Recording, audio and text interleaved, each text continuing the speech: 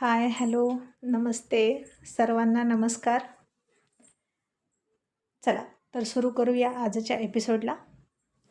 सरोदिया कंपनीच्या सीईओने आर्यनवर पुन्हा आरोप केला की आर्यन नक्कीच हुशार आहे आणि तो आपण पकडले जाऊ नये म्हणून एखाद्या हॉटेलवर किंवा लॉजवर मुलींना घेऊन जात नसून तो त्या मुलींना स्वतःच्या प्रायव्हेट प्रॉपर्टीमध्ये घेऊन जात होता आणि सगळे पुरावे नष्ट करत होता. आणि आर्यन आता पुन्हा कोड्यात पडला आणि याला उत्तर कसं देऊ त्याला कळेना. आता मात्र हे सगळं ऐकलं आणि सगळ्यांची डोकी सुन्न झाली. फक्त 2 दिवस उरले होते पुरावे सादर करायला आणि सरोदिया आणि सीईओ खोट्यावर खोटं बोलत होते. आणि अर्जुनने 4 दिवसांची मुदत दिली होती, त्यातले 2 दिवस संपले होते. आणि आर्यनला असा चिंतित बसलेला बघून तन्वी म्हणाली, आर्यन बेटा, तू काळजी करू नकोस. हे बघ, तुझ्याकडे आणखीन खूप पुरावे आहेत, त्यामुळे त्याच्या एका या फालतू प्रश्नाला उत्तर दिलं नाहीस म्हणून काही बिघडत नाही. आणि मी तर म्हणते आता अजिबात काही बोलू नकोस. तुला जे काही बोलायचं आहे ना ते थेट 2 दिवसांनी तुझ्या डॅड्ससमोर आणि अख्ख्या जगासमोर बोल. आणि स्वीटीही म्हणाली, हो आर्यन, मलाही असंच वाटतं. न्यूज चॅनलसमोर जाऊन पुन्हा पुन्हा तू तुझे पत्ते ओपन करू नकोस. आता शांत राहा. आणि मला वाटतं सरोदिया आणि तो सीईओ नक्कीच वकिलांचा सल्ला घेऊन बोलत आहेत. तन्वी म्हणाली, अर्थातच. हा काही फोरखेळ आहे का तोंडाला येईल ते बोलायला? ते नक्कीच कोणाचा तरी सल्ला घेत आहेत. पैसा फेकला की चुकीचे सल्ले देणारे सुद्धा भरपूर आहेत की. तसेच चुकीचे पुरावे सुद्धा क्रिएट करणारे भरपूर मिळतात. तशी आता स्वीटी म्हणाली, आर्यन, म्हणजे ते नक्कीच एखाद्या हॉटेलवर लॉजवर गेले असतील जिथे तू वारंवार जातोस ना मीटिंगला. तिथे नक्की गेले असतील खोटे पुरावे क्रिएट करण्यासाठी. आणि आर्यन काहीतरी आठवून म्हणाला, yes, you are right sweety. Thank you so much baby. तुझ्यामुळे मला क्लू मिळाला. आणि आर्यनने ते आता पुन्हा जयला फोन केला आणि म्हणाला, जय अंकल, मी जिथे जिथे नेहमीच जातो ना आणि ज्यांच्या हॉटेलमध्ये मोस्ट टॉप आमच्या कंपनीच्या समोरच्या क्लायंटसोबत मीटिंग होतात त्या हॉटेलमध्ये जाऊन चौकशी करा. फोटो चेक करा कालचं आणि आजचं नक्कीच CCTV फुटेज चेक करून बघा. ते सीईओ पोहोचला असेल तिथे माझ्या विरोधात खोटे पुरावे तयार करण्यासाठी. आणि आता जय काय लगेच तयार. तो हो म्हणाला आणि येस बॉस आणि असं म्हणून तिकडे गेला. सुरुवातीला तर त्याला कोणी नीट सांगत नव्हतं, पण जेव्हा जयने साम दाम दंडभेद वापरला, आर्यनला फोन केला आणि हे हॉटेलवाले म्हणतात की तुमच्यासारख्या प्रायव्हेट एजन्सीला आम्ही फुटेज देणार नाही बॉस, आता काय करायचं? आणि आर्यन म्हणाला, ओके जस्ट मिनिट. आणि आर्यनने ऋषीला फोन लावला आणि प्रॉब्लेम काय आहे ते सांगितलं. आणि ऋषीनं पटकन त्याचे इन्स्पेक्टर तिथे पाठवले आणि जयसोबत सगळीकडे ते इन्स्पेक्टर फिरत होते. मग मात्र कोणीच पोलिसांना अडवू शकत नव्हतं. मागेल ते CCTV फुटेज द्यायलाच लागलं. आणि तेव्हा मात्र पोपटासारखे सगळे बोलायला लागले आणि खरं खरं सांगून टाकलं. आणि आता भरपूर पुरावे मिळाले आणि आता त्याचा पाय सरोदियाचा आणखीन खोलात जात होता. आणि तन्वी म्हणाली, म्हणजेच तो गेला होता लॉजवर हॉटेलवर आर्यन विरोधात पुरावे गोळा करायला, पण त्याला ते पुरावे सापडले नाहीत म्हणून तो आता असं बोलतोय का? किती नीच असतात माणसं. इतक्यात नेहाचा फोन आला आणि फोन घेतल्यानंतर नेहा तना करत म्हणाली, हे काय आहे? हा काय बच्चोवाला खेळ आहे का? आता एक बोलायचं मग दुसरं बोलायचं, हे कसं शक्य आहे? हे सगळं घडतंय कोणासोबत? अर्जुन सरांच्या मुलासोबत. अर्जुन सर म्हणजे चावीचं खेळणं आहे का? आणि त्यांचा मुलगा पपेट वाटला का? अशी आता नेहा तना करत होती. आणि तन्वी म्हणाली, अगं काय झालं नेहा? नेहा म्हणाली, त्या सरोदिया कंपनीतल्या त्या मुली आणि त्या दिवशी काय म्हणाल्या? आर्यन सरांनी वेळोवेळी हॉटेल लॉजवर नेलं आणि त्यांचे डोळे तर उघडेच असतील ना. कुठे नेलं आर्यननं त्यांना हे माहीत असेल की त्यांना. मग त्यांना म्हणावं, अर्जुन सरांच्या आर्यन सरांच्या कुठे कुठे प्रॉपर्टी, बंगलो, फ्लॅट आहेत ते तुम्हीच दाखवा. की तिथेही म्हणाल डोळे झाकून नेलं. आणि इतकं सगळं करायला आमच्या आर्यनला वेळ आहे का? तन्वी मॅडम, मी तर वाटच बघते की कधी एकदा 2 दिवस जातात आणि कधी हे सगळं उघड होते. मग मी आहे आणि तो सरोदिया आणि तो सीईओ आणि मग त्या मुली, असं म्हणून नेहानं हातातल्या बांगड्याच मागं सरकवल्या. फार चिडली होती ती. अस्मिताची सुद्धा तशीच अवस्था. मधू, पिहू आणि जास्त करून तर आर्या सगळ्या चिडल्या होत्या. आणि कारण त्यांच्या आर्यन ब्रोवर असे आरोप होत होते आणि ही कंपनी म्हणजे सरळ जाऊन ठोकायचं आणि सरळ करायचं अशा हिशोबातली होती. पण आता सगळंच प्रकरण डोक्याने हँडल करत होते म्हणून शांत होते. पण समोरचे डोक्यात जात होते हे मात्र नक्की. आणि आता नेहाच्या बोलण्यातून सुद्धा आर्यनला क्लू मिळाला आणि त्या मुली त्या दिवशी काय काय बोलल्या हे पुन्हा त्याला आठवायला लागलं. आधी तर त्यांनी हॉटेल लॉजचा उल्लेख केला आणि आता म्हणतात की प्रायव्हेट प्रॉपर्टीमध्ये बंगलोमध्ये घेऊन गेला असेल. म्हणजे हे सगळं असंच अधांतरी आहे. आणि आर्यन आता शांतच बसला. काळजी करण्यासारखं काहीच नव्हतं आणि बघूच तो काय काय करतोय असं तो म्हणाला. आणि मग त्यानं नेहाला फोनवर शांत केलं, कूल केली. तरीही नेहा शांत बसणार नव्हती. अतुल आल्यानंतर अतुलसोबत खूप भांडणार होती आर्यनसाठी. कुणी काहीच का करत नाही, एकट्या मुलाला असं एकटं सोडलं वाऱ्यावर अर्जुन सरांनी आणि अतुलनं असं तिला वाटलं. आणि आता आर्यन सरळ उठला आणि म्हणाला, mom I have to go. मला जावं लागेल, त्याशिवाय आंटी शांत बसणार नाही. तन्वी हसून म्हणाली, ओके जा आणि तिच्या आवडीच्या फ्लेवरचा आईस्क्रीम घेऊन जा. आणि आर्यन म्हणाला, ए भी कोई बतानेवाली बात आहे क्या, मी घेऊन जाणारच आहे. आणि मॅडी आणि पिहुदीला कसा जळवतो बघ. आणि स्वीटी म्हणाली, आर्यन मी सुद्धा येऊ का, खूप दिवस झाले मी नाही गेले कुठे. तसं आर्यननं तन्वीकडे इशारा केला आणि म्हणाला, तूच परवानगी घे, मी विचारणार नाही. आणि स्वीटीनं तन्वीकडे बघितलं आणि बारीक चेहरा करून म्हणाली, आतू मी जाऊ का, मला आर्यनला एकटं नाही पाठवायचं. आणि तन्वी म्हणाली, ओके मग मीही येते चला. तसंही आता आर्यन तुझे डॅड नाहीत ना इथे, तर मी सुद्धा फ्री आहे. आणि आर्यन म्हणाला, मॉम खरं खरं सांग, तुला खरंच करमतं का डॅडना सोडून, आणि आनंद वाटतो त्यांच्यापासून दूर राहून. आणि तन्वी म्हणाले, नाही रे, पण स्वीटीसाठी थांबावं लागतंय ना, नाहीतर मग तुम्ही आहातच की, आज इकडे तर उद्या तिकडे. रियाचं तुम्ही काही ऐकणार नाही, दोघेही बदमाश आहात मला माहीत आहे. पण आता चला आपण नेहाला सरप्राईज देऊ असं म्हणून ते सगळेच निघाले. रस्त्यात आईस्क्रीम घेतलं आणि आईस्क्रीम पार्टी तीही अतुलच्या घरी करण्यासाठी निघाले. नेहमीप्रमाणे अतुल अजून आला नव्हता. अर्जुन आणि दोघं आता फ्री वर्ल्डसारखे त्यांचा क्वालिटी टाईम स्पेंड करणार होते. मग तन्वी, आर्यन आणि स्वीटी आईस्क्रीम घेऊन निघाले आणि घराची बेल वाजली. नेहा आता घरात एकटीच होती आणि बहुतेक अतुल आला की काय, तेही इतक्या लवकर. आणि तिला आश्चर्य वाटलं थोडंसं. आणि बघतेच आता त्याच्याकडे, आर्यनची मदत करत नाहीत का असं म्हणून ती रागारागातच दरवाजा उघडताना म्हणाली, अजिबात घरात यायचं नाही, जोपर्यंत आर्यन निर्दोष साबित होत नाही तोपर्यंत तू सुद्धा बाहेर उभा राहायचं. आता असं सगळं रागारागात बोलून काहीच फायदा झाला नाही, कारण समोर कोणीच नव्हतं. आणि नेहा चकित होऊन म्हणाली, या अतुलला मला एप्रिल फुल करायचं आहे की काय. आणि तिनं बाहेर वाकून बघितलं, इतक्यात सरप्राईज असं म्हणून सगळेच तिच्यासमोर आले दरवाजाच्या आडून.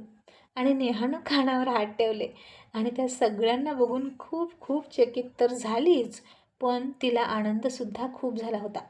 आणि म्हणाले, अरे बापरे, तुम्ही सगळे इतक्या फास्ट माझ्याकडे आलात, मला तर असं वाटते की तुम्ही फोनमधूनच इथे आलात. आणि आर्यननं तिच्या खांद्यावर हात टाकला आणि म्हणाला, नेहा आंटी तू खूप गरम झाली होतीस ना, आय मीन तसं तुझं हॉट असणं अतुल अंकलसाठी चांगलंच आहे. तसा नेहानं त्याच्या पाठीमध्ये धपाटा दिला आणि त्याचा कान पिळून म्हणाली, आर्यन बदमाश, काहीही बोलतोस. आणि आर्यन म्हणाला, आंटी काहीही नाही, हे खरं आहे, तू अजूनसुद्धा खूप ब्युटिफुल आहेस. आणि नेहा हसून म्हणाली, थँक्यू सो मच. असा मुंडा पाहिजे ज्याच्या नजरेत ऑलरेडीच कायम ब्युटिफुल असतात. पण तुम्ही सगळे इथे अचानक मला सरप्राईज द्यायला आलात ना. आर्यन म्हणाला, तर मी काय सांगत होतो की तू खूप गरम झाली होती आणि तुला कूल करण्यासाठी. आणि नेहानं त्याच्यावरून दोन्ही हात ओवाळले आणि शिलावर बोटं मोडली आणि म्हणाली, थँक्यू सो मच. चला आता सगळे बसा. स्वीटी बेटा तू इथे बस असं म्हणून तिला कम्फर्टेबल वाटेल असं बसवली. आणि मग सगळे मिळून आईस्क्रीम एन्जॉय करायला लागले. आणि इतक्यात अतुलचा फोन आला आणि नेहा म्हणाली, फोन उचलण्याच्या आधीच बघा हां आता काय असणार माहीत आहे का. नेहा डार्लिंग, सो सॉरी, मला आता उशीर होईल, मीटिंगला उशीर झाला आणि आता मी अर्जुन सरांसोबत बाहेर डिनर करून येणार आहे. अशी नेहा अतुलची ॲक्टिंग करत म्हणाली. आणि आता तिनं फोन घेतला, सगळे गप्प बसले आणि समोरून अतुल सेम तसाच म्हणाला, Neha darling, so sorry baby, meeting सुटायला उशीर झाला आणि आता मी अर्जुन सरांसोबत डिनर करून येतो, तू जेवण करून घे. तशी आता तन्वी, स्वीटी, आर्यन चॅटच पडले आणि आर्यन म्हणाला, oh my god Neha aunty, you are awesome. खरंच जगात कुठलीच बायको नवऱ्याला इतकं चांगली ओळखत नसेल जितकं तू ओळखतीस. खरंच तू आणि Atul uncle made for each other आहात.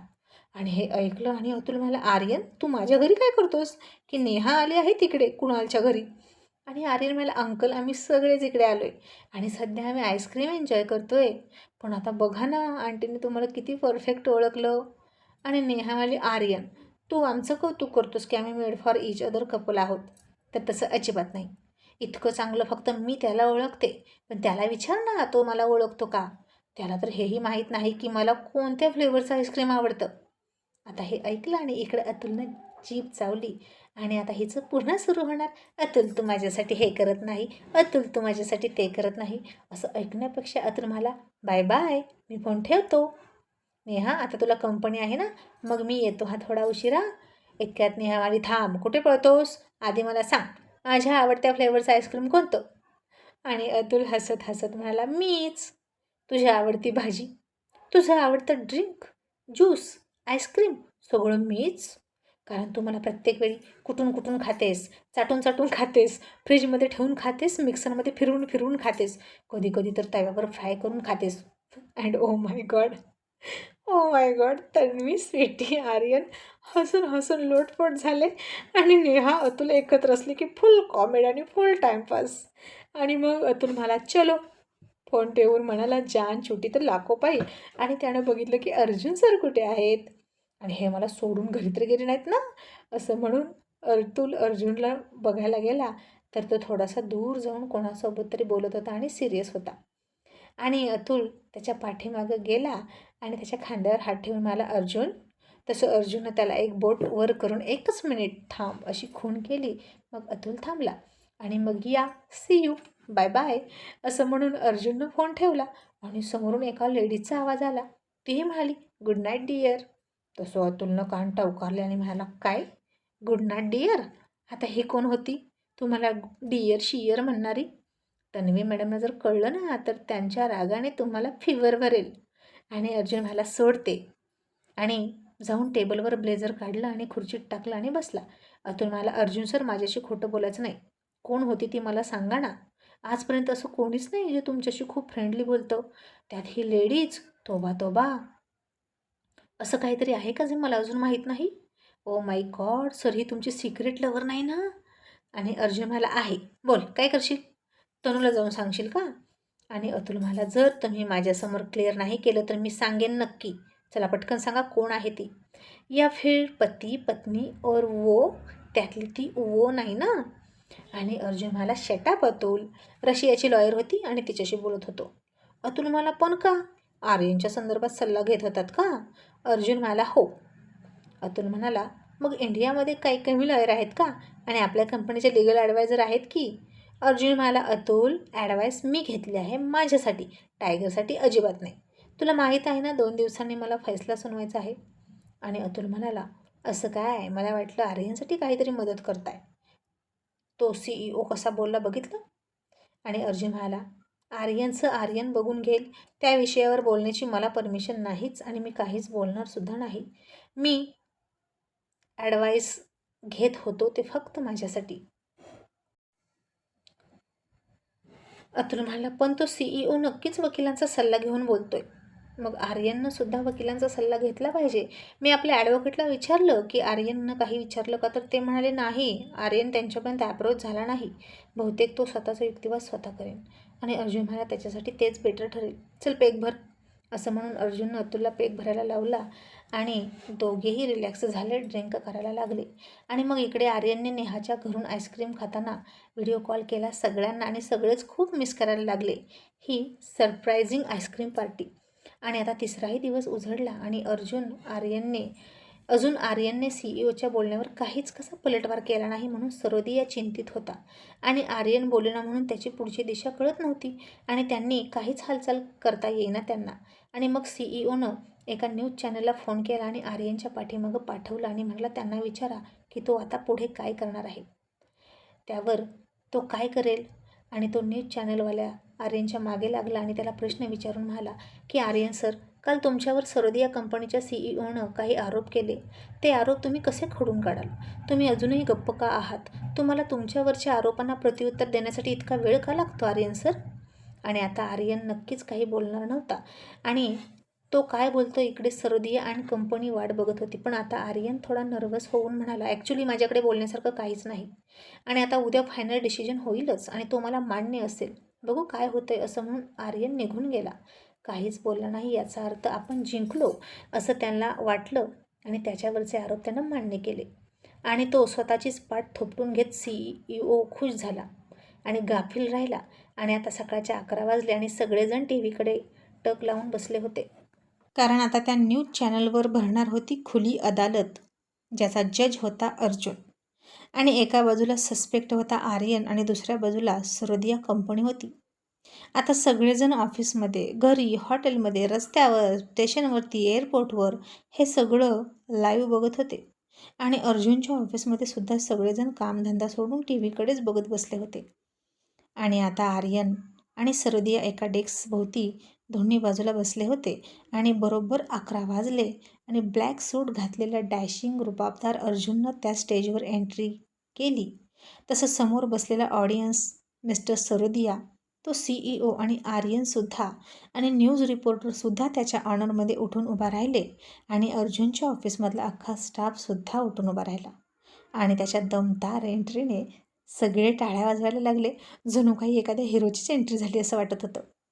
पण अर्जुन सर पिक्चरमधले हिरो नसले तरी रिअल लाईफ हिरो होते आणि हिरो अँड ॲक्शन म्हणजेच ते त्यांच्या कामाने हिरो होते.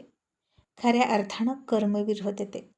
आणि आता योग्य प्रकारे न्याय देऊन ते त्यांचा निष्पक्षपाती हा धर्मसुद्धा सिद्ध करणार होते आणि धर्मवीर ठरणार होते.